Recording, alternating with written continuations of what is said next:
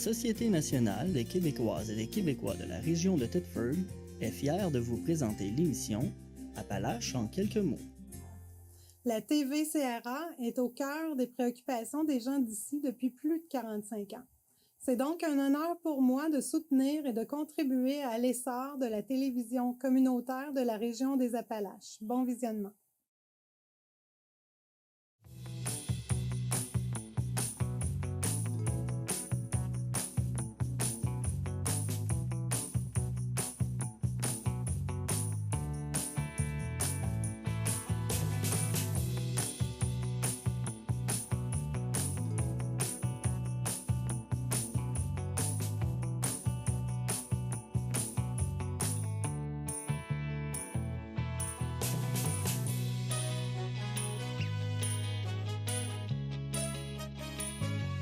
Madame, Monsieur, bienvenue à votre émission habituelle d'information Appalaches en quelques mots. Vendredi soir dernier avait lieu à la salle du Sceau de la polyvalente de Thetford l'édition 2023 du Gala Zénith, activité organisée par la Chambre de commerce et d'industrie de la région de Thetford-Mines. À cet effet, voici les récipiendaires des différents honneurs de ce gala 2023. Dans un premier temps, le titre de personnalité de l'année est allé à M. Robert Rousseau, directeur général du Cégep de Thetford, pour rendre hommage au programme sportif du Cégep qui compte pas moins de 300 étudiants sportifs, à savoir le quart des étudiants de l'institution. Le Zénith hommage est allé à M.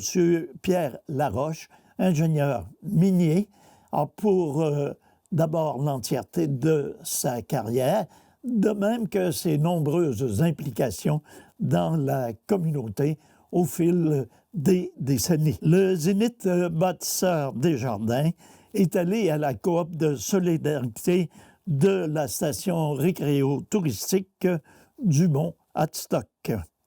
Le coup de cœur Desjardins est allé au groupe Les Événements Faire qui a reçu le prix Dragon. Le coup de cœur du jury est allé au Centre de soins périnatal au Monde. Et finalement, l'entreprise de l'année a été décernée à Moonlight Web Strategy qui a devancé Taxi Thetford.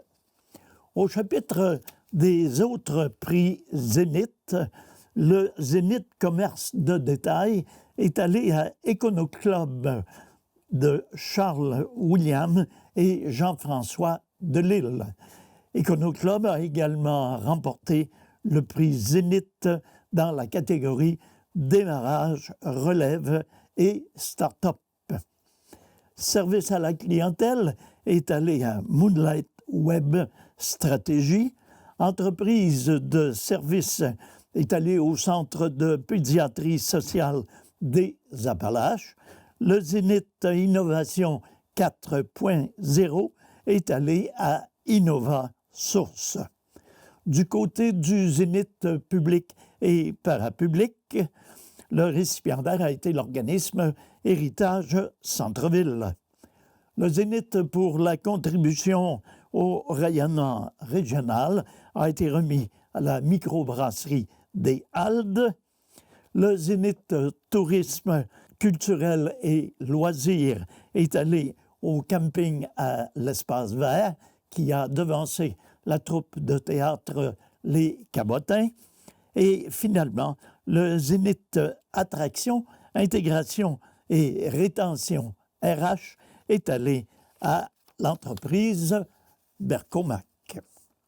En mardi dernier avait lieu la 9e édition pour la marche et la soupe de la solidarité. Pas moins de 175 personnes assistaient à cet événement auquel TVCRA était présent. En voici le reportage sur l'événement en question.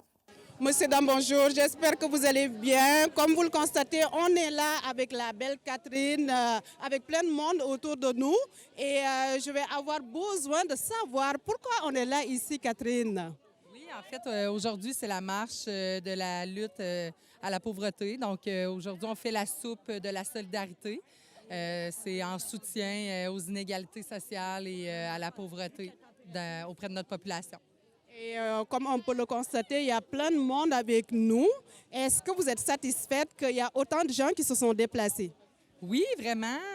Cette année, on a eu la chance de ramener avec nous la gang du PEI à la polyvalente de Thetford. Donc, c'est pour ça que c'est très animé. Puis, c'est le fun de voir la multigénérationnelle qu'on a, là. Il y a beaucoup de participants aussi des organismes communautaires. Fait que c'est vraiment le fun de voir là, les tranches d'âge diversifiées. Est-ce que vous m'entendez bien comme ça? Oui! Donc, tout le long, vous pouvez faire du bruit. On va nommer des slogans. Puis, le plus important, c'est qu'on veut que vous ayez du fun. Vous êtes prêts? Oui! Bon, on part, gang! Let's go!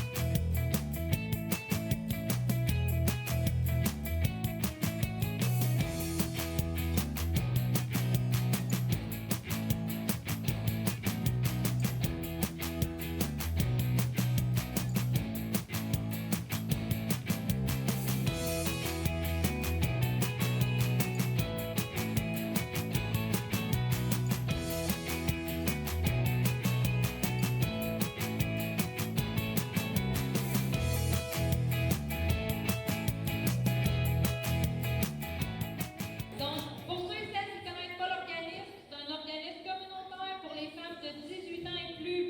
Faire des actions collectives fait partie de notre mission et la pauvreté est un enjeu de société qui est, encore à ce jour, vraiment de grande importance à nos yeux. Merci beaucoup d'être présents parmi nous en cette journée internationale de l'élimination de la pauvreté. Cette journée a été adoptée le 17 octobre 92, donc avant ma naissance. Ça date pas d'hier.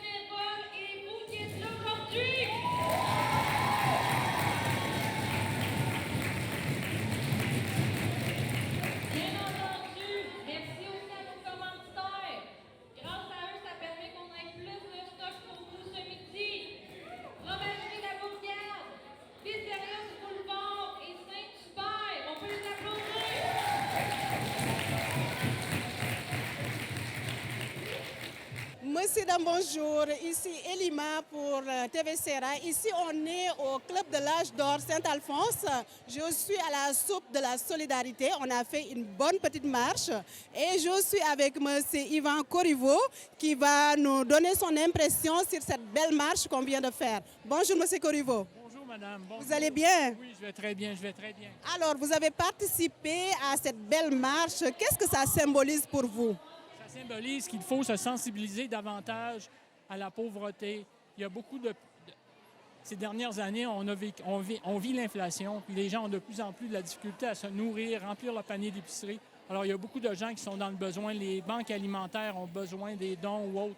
Donc, ça nous permet de nous sensibiliser à ce qu'est la pauvreté.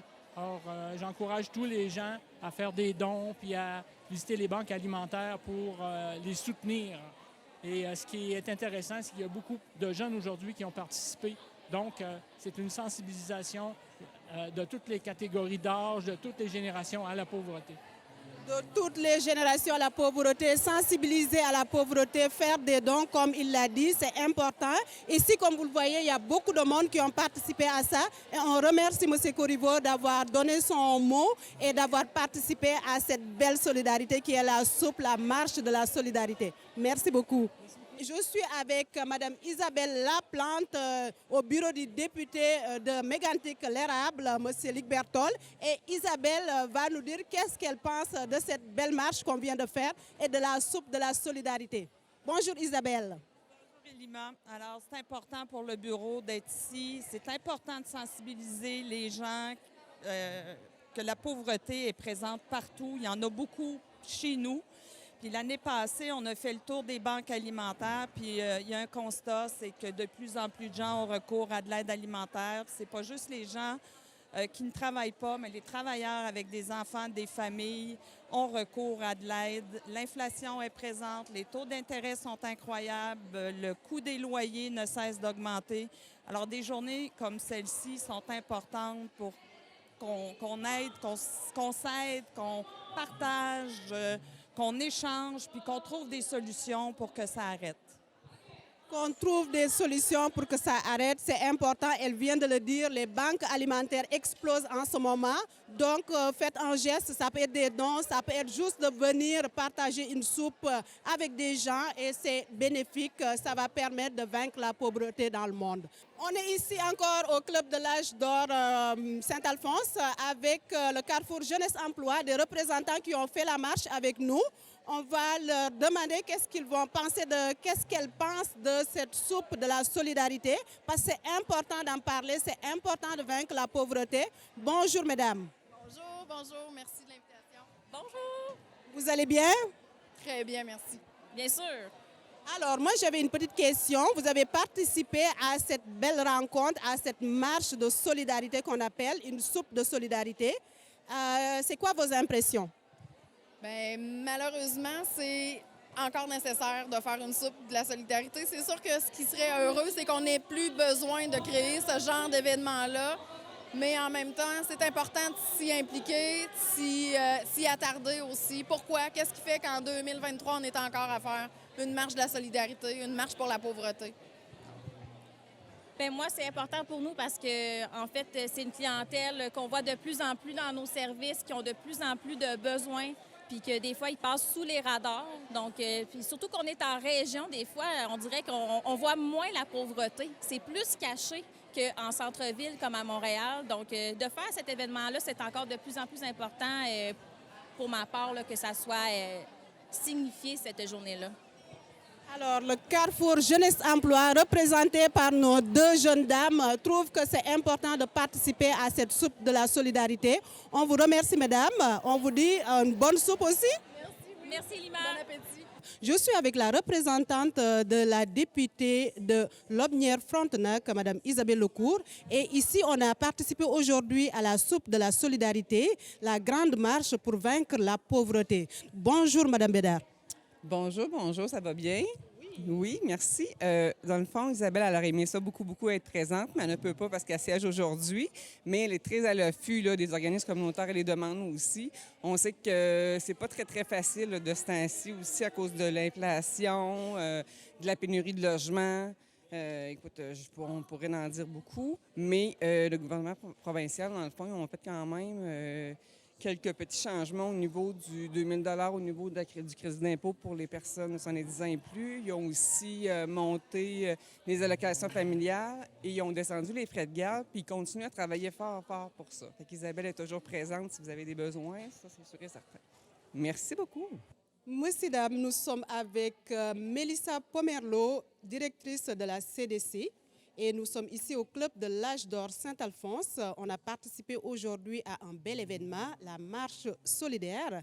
Et elle a un petit mot à dire par rapport à sa participation et à sa collaboration à cet événement. Bonjour, Madame Pomerleau. Bonjour, Elima. Vous allez bien? Contente de vous voir aujourd'hui ici. Merci, moi aussi. Alors, une belle participation de la population. Qu'est-ce que vous pouvez nous dire de cet bel événement qui s'est tenu là aujourd'hui? Bien, c'est sûr qu'on est heureux de s'impliquer en tant que CDC des Appalaches, justement pour la marche de la solidarité, la soupe à la solidarité. Donc, pour vraiment venir impacter au niveau de notre communauté, on sait à quel point les besoins sont grandissants pour la communauté, justement, pour aller recevoir tout ça. Donc, c'est sûr que pour moi, c'est important que je puisse m'impliquer auprès d'eux, là. C'est important qu'elle s'implique, c'est important que la population participe à cet événement.